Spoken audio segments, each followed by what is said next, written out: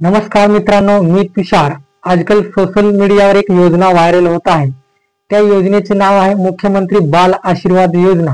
महिन्याला 4,000 रुपये मिळणार अशा या पोस्ट मध्ये, या फोटो मध्ये सांगितलं आहे।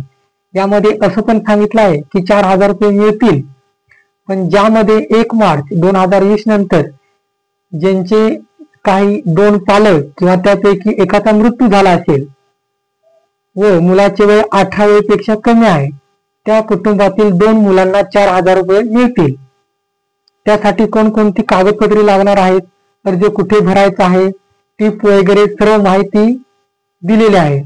पण ही सर्व माहिती व ही संपूर्ण योजना फेक आहे। महाराष्ट्रामध्ये अशी कोणतीही योजना नाही की असा कोणता जी.आर. पण आलेला नाही आणि महाराष्ट्र राज्य अशी योजना राबवणार पण नाही। ही गोष्ट कायम लक्षात ठेवा। काय बातमी आहे ते तुम्हाला सांगतो।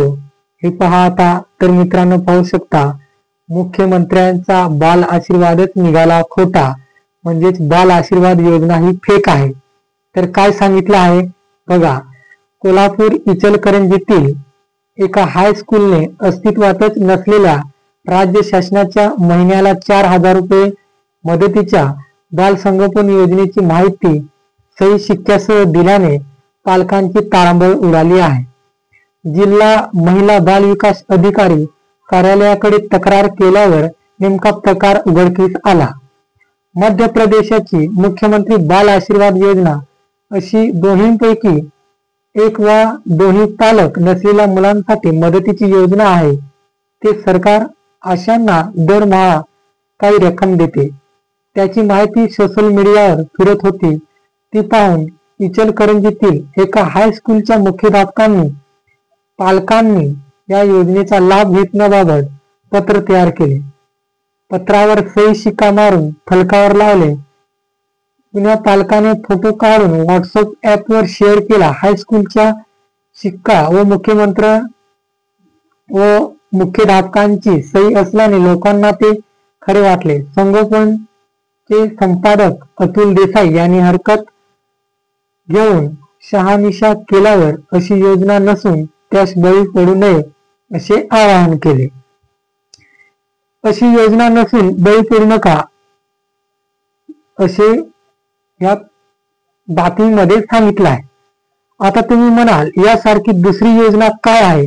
म्हणजे अशासारखी जर दुसरी काही योजना असेल तर ते तुम्हाला मी या जी.आर. सोबत दाखवतो। तर ही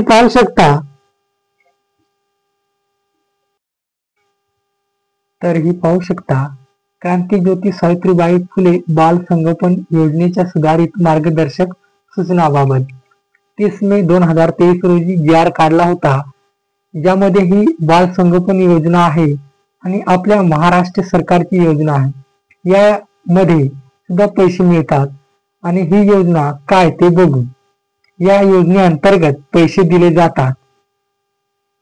वयोगटातील मुलींना थेट पर्यायी कुटुंबात संगोपन करिता ठेवण्यात येते। अनाथ, निराधार, निराश्रित, बेघर, दुर्घर, आजारी पालकांची मुले, कैद्यांची मुले या योजनेचा लाभ घेतात।